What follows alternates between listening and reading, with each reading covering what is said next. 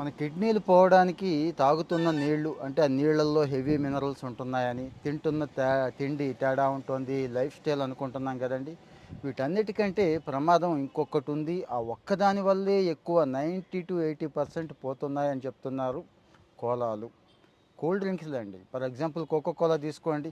మంచి taste darkness తెప్పించడానికి ఏం వాడతారో తెలుసా? అందులో కెమికల్ అండి, ఫాస్ఫార్బిక్ ఆమ్లం అనే కెమికల్ని, ఆర్టిఫిషియల్ కెమికల్ని వాడతారండి. ఇది కిడ్నీలో గ్లోమెరులర్ అని ఉంటుందండి. దాని స్పీడ్ని తగ్గించేసి ఇటు ఒబేసిటీ నుంచి కానీ ఇన్సులిన్ నుంచి కానీ కాపాడుకునే శక్తి ఆ కిడ్నీకి పోయేలా చేస్తోంది. మరి ఒక ఫాస్ఫార్బిక్ ఆమ్లమే కలుపుతారనుకుంటున్నారా? ఇంకా చాలా చాలా ఆర్టిఫిషియల్ ఏజెంట్స్ని, ఇంకా దరిద్రం ఏంటంటే విపరీతమైన షుగర్ని ఈ కూల్ డ్రింక్ కంపెనీలు కూల్ డ్రింక్స్లో యాడ్ చేస్తూ ఉంటాయి. కాబట్టి కిడ్నీలు పోతున్నాయని చెప్పి నేను చెప్తోంది కాదు, నేషనల్ కిడ్నీ ఫౌండేషన్ రీసెంట్గా రిలీజ్ చేసిన రిపోర్ట్ చెప్తున్నానండి. మంచి రిపోర్ట్స్ ఏమున్నా కానీ మనం షేర్ చేసుకుంటున్నాం కదా, అలాంటిదే ఇది కూడా. ఇక ఆల్కహాల్, ఒక పెగ్గే కదా తీసుకుంటున్నాం, 90ఏ కదా తీసుకుంటున్నాం అనుకుంటున్నారు, కానీ బాడీలో విపరీతమైన డీహైడ్రేషన్కి కారణం అవుతుందండి. కారణం అవుతూ ఇది కిడ్నీలని విపరీతంగా డ్యామేజ్ చేసేస్తుందనే విషయం మరి కొద్దిమందే గమనిస్తున్నారు. మరి మిగిలిన వాళ్ళకి ఏమైందో అర్థం కావట్లేదు.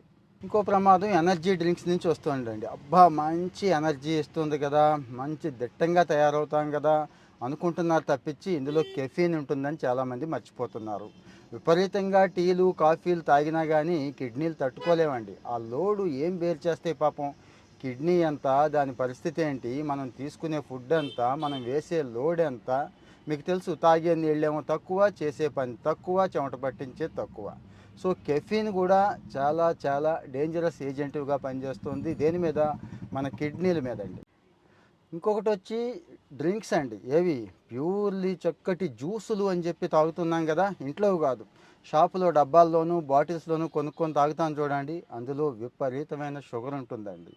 ఈ షుగర్ని మన కిడ్నీలు తట్టుకోలేవండి. కొంతమంది స్పోర్ట్స్ డ్రింక్స్ తాగుతారండి.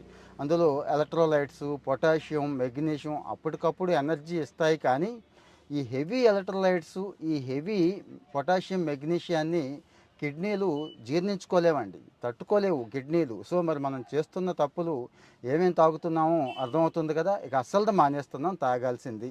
మామూలు నీళ్లు 5-6 లీటర్లు తాగండి, ఏం పర్వాలేదు, చక్కగా తాగండి, గ్యాప్ ఇచ్చి తాగండి, అవి మేలు చేస్తాయి. మరి తాగేసి ఊరుకోకుండా కాస్త చెమట పట్టించండి, ఒంటికి చెమట పట్టించండి, కిడ్నీలు సేఫ్గా ఉంటాయి. ఫాలో అవుతూ ఉండండి ఇలాంటి వాటి కోసం.